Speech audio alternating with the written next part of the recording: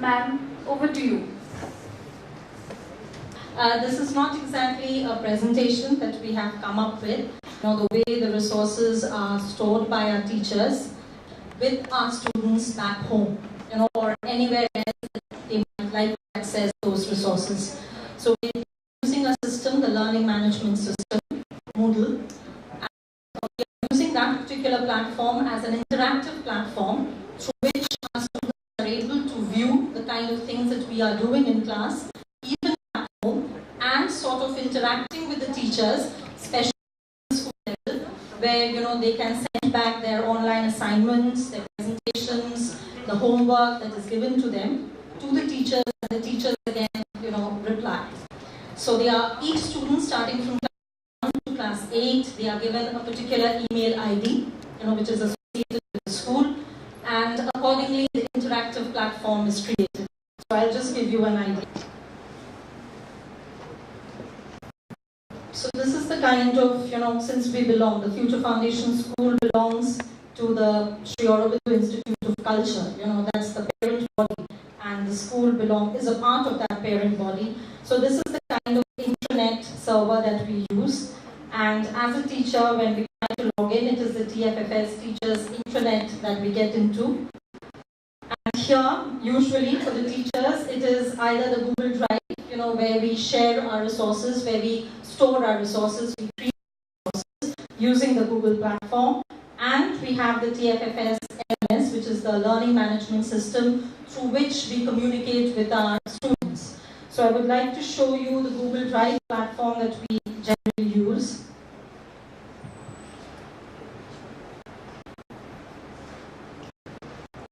Say for example, suppose these are the different class-wise folders that we have. Suppose I open class 3 folder, and this is, it is all the teachers teaching that particular class, and they are storing their materials there.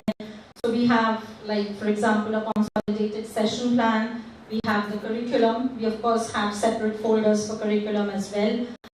We have, curriculum study, where we do a kind of an comparative study with the curriculum of NCRT. We are an ICSE affiliated board, so we try to compare the curriculum with the other boards as well. We have the term plans, we have the post-scholastic curriculum, and till class 4, starting from class 1, we have a theme-based teaching method.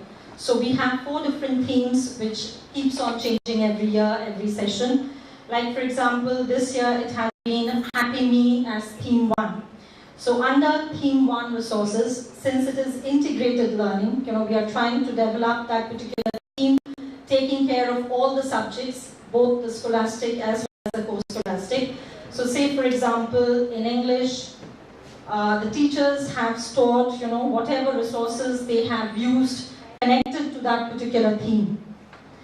Okay, and then similarly for the other subjects like, EVS, whatever they have been doing. So this includes the study material that has been shared with the children, because we do not have books in our school till class 8. So teachers create their own study materials.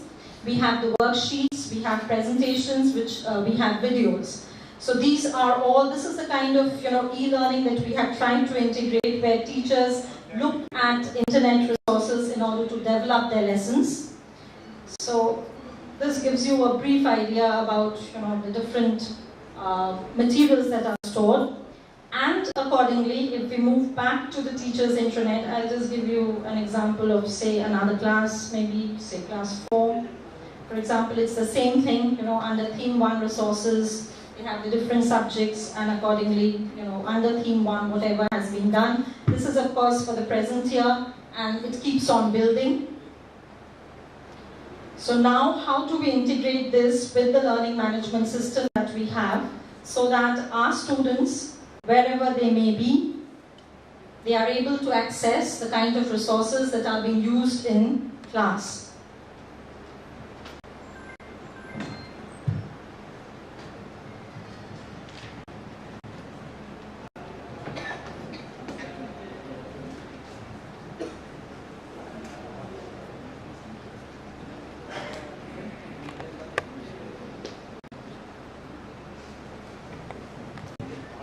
This is again again, indigenously built.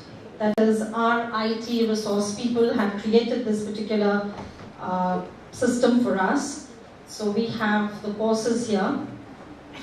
Till class 8, we are sharing this interactive platform with our students. So like for 2014 we had, and now we are, the 2015 part is active.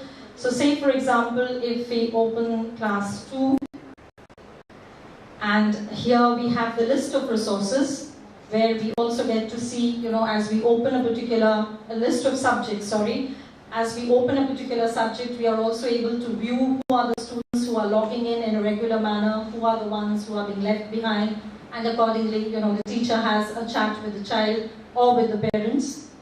And accordingly, this is what is visible to the parent as well as to the student back home or anywhere he or she may be, wherever he or she has online access. And with a general introduction, we introduce the theme, and accordingly, month-wise, day-wise, we keep on uploading whatever has happened in that particular subject. So, if we scroll down, it's a different kind of resources. It can be classwork, it can be homework, it can be a presentation that has been shown, it can be a video that has been linked to the theme. So, this is what the teachers do, and usually we have been doing it throughout the week. We collect the resources, and on a Friday, we try to upload the materials for that entire week. So like a child who probably may be absent for some reason is able to access and is able to get an idea what has happened in the class throughout that time period.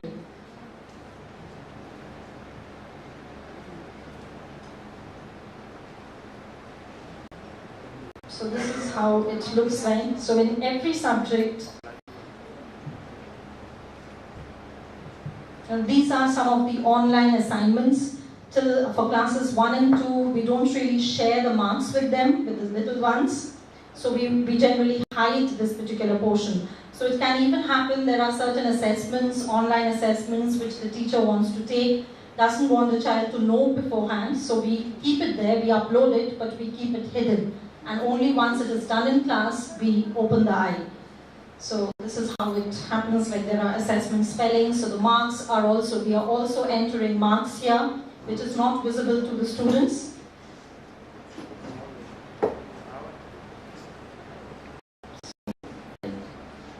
Something like this. If we move on to some other class,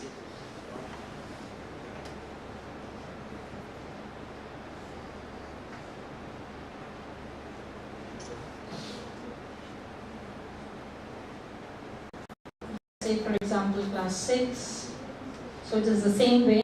All the subjects that the child is learning in school, including scholastic as well as post-scholastic. We have the resources. Say, for example, if I move on to environmental science, we also have the syllabus put up. We have the evaluation pattern, how the child is going to be evaluated, like throughout the particular session. So the child as well as his or her parents get to understand that this is how the system functions. And we also have training sessions for the parents, we have training sessions for the children, so that they are able to access this particular system. And since it is an interactive platform, children are also able to communicate, directly with the teacher. Like we have our ICT teacher today with us. She shares online presentations with children. Children work on it, and again they send back, and accordingly she evaluates them on that. So, like, this is the platform. So throughout the session, whatever has been done in school, it is up there as a resource for the children to access. And as ma'am was pointing out, with the help of e-resources, like videos and presentations online, the ready-made ones, apart from the ones, which our teachers are creating themselves, these actually help to bring life the very abstract concepts that are there. So this is how we do it. Thank you so much.